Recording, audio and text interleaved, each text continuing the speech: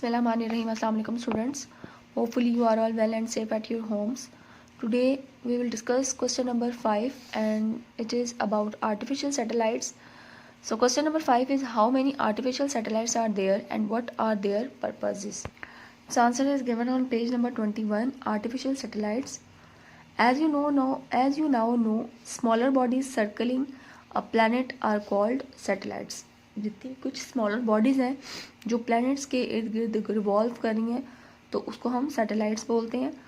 जैसे मून जो है वो हम ज़मीन के इर्द गिर्द घूम रहा है और वो एक नेचुरल सैटेलाइट्स है. For example the moon is a satellite of the earth.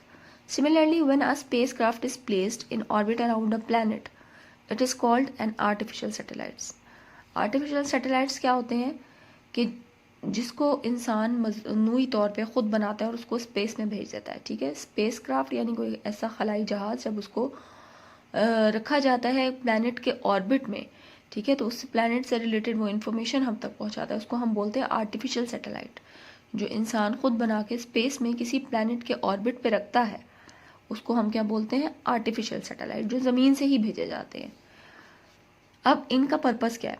अब तक जो उनसे पूछा था कितने जा चुके हैं, तो more than 2000 artificial satellites have been launched until now. अब तक 2000 से ज़्यादा आर्टिफिशियल सैटेलाइट्स जो हैं वो स्पेस में भेजे जा चुके हैं. These satellites serve different purposes. इन सैटेलाइट्स के डिफरेंट पर्पसेस हैं. They were military stat satellites. इसमें से कुछ मिलिट्री सैटेलाइट्स हैं यानी आर्मी पर्पस में इसको यूज़ किया जाता है. विच आर इसमें क्या आ रहे हैं, which are used to spy mean जासूसी के लिए, और गाइड मिज़ाइल्स को गाइड करने के लिए. सेकेंडली मिज़ाइल्स आपको पता है जो उसकी डायरेक्शन बताने के लिए, जब जंग होती है तो मिज़ाइल को किस डायरेक्शन में फेंकना है, कहाँ पे उसको किस तरह से यूज़ करना है. And they can even be a weapon themself. तो ये कहा जा सकता है कि ये जो सैटेलाइट्स जो मिलिट्री सैटेलाइट्स हैं बजाते खुद वो एक वेपन्स का काम कर रहे हैं. ठीक है. कम्युनिकेशन सैटेलाइट्स हैं. कम्युनिकेशन सैटेलाइट्स में क्या आ जाते हैं, to relate television, radio and telephone transmissions. ठीक है, ये कम्युनिकेशन का जरिया है ना हमारे पास, टेलीविजन, रेडियो, टेलीफोन. तो इसके लिए जो सैटेलाइट्स हैं वो क्या कहलाते हैं, वो कम्युनिकेशन सैटेलाइट्स हैं. फिर है वेदर सैटेलाइट्स, वेदर फॉरकास्टिंग के लिए जो कि यूज़ होते हैं. वेदर फॉरकास्टिंग क्या है कि हमें पहले से ही पता चल जाता है जी कि अब अगले 2 दिन बारिश होगी, अगले 2 दिन बादल रहेंगे, या अभी जैसे गर्मियों में हम देखते हैं जी कुछ टाइम तक सूरज जो है वो ऐसे ही यानी आसमान जो है वो बिल्कुल साफ है. तो ये इसके अलावा साइक्लोन की फॉरकास्टिंग हो जाती है कि साइक्लोन आने का ख़तरा है. तो ये तमाम बातें जो हैं ये हमें सैटेलाइट्स के थ्रू पता चल रही हैं जो वेदर सैटेलाइट्स हैं. वेदर सैटेलाइट्स क्या हैं, to help with weather forecasting and to give warning of cyclone. ठीक है, वेदर फॉरकास्ट करते हैं. अच्छा, मोस्टली बच्चों ने जब अक्सर कुछ लोग जब डिसाइड करते हैं जी हमने नॉर्दर्न एरियाज़ जाना है तो अक्सर नेट पे इसके थ्रू फाइंड आउट किया जाता है कि अगले वहाँ पे जाने के लिए अगले दिनों का मौसम वहाँ पे कैसा रहेगा. ठीक है, तो ये भी हमें किसके थ्रू पता चलता है, वेदर सैटेलाइट्स के थ्रू. एंड साइंटिफिक सैटेलाइट्स, और कुछ साइंटिफिक सैटेलाइट्स होते हैं to study the earth and its environment और to observe other object in space. अच्छा, इसके अलावा कुछ साइंटिफिक सैटेलाइट्स होते हैं जो हमारी अर्थ को स्टडी करते हैं और उसके एनवायरनमेंट को स्टडी करते हैं and also observe the other object in space. तो ये साइंटिफिक सैटेलाइट्स हैं जो स्पेस से रिलेटेड डिफरेंट ऑब्जेक्ट्स को के बारे में इंफॉर्मेशन जो है वो नीचे तक अर्थ तक पहुंचाते हैं.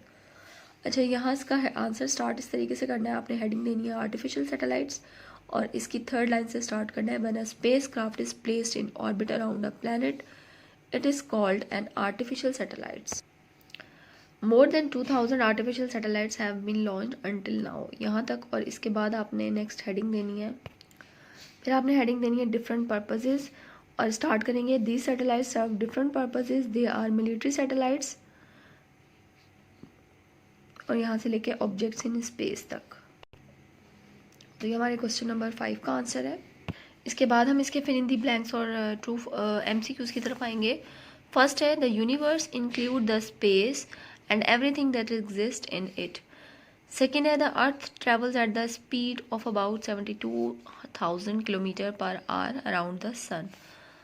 थर्ड है the moon revolves around the earth and complete one circle in 29.5 days. Fourth है the sun is about 150 million kilometer away from the earth. Fifth है Yuri Gagarin of the USSR became the first man to travel into space. इसके बाद true false है MCQs है. Choose the correct answer. First है a year in Pluto is as long as dash earth year 248 earth year, यानी Pluto का एक साल जो है वो अर्थ के 248 ईयर्स के इक्वल है. The sun mainly consist of dash gas hydrogen.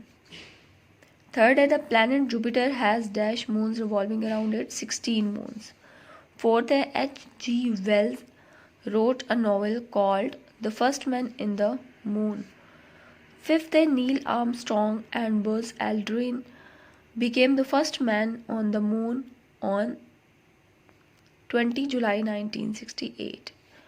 तो ये हमारे MCQs और फिल इन दी ब्लैंक से. इसके साथ हमने क्वेश्चन नंबर 5 को भी डिस्कस किया था. Hopefully you understand the answer of this question. Take care student, have a good day. अल्लाह हाफिज़.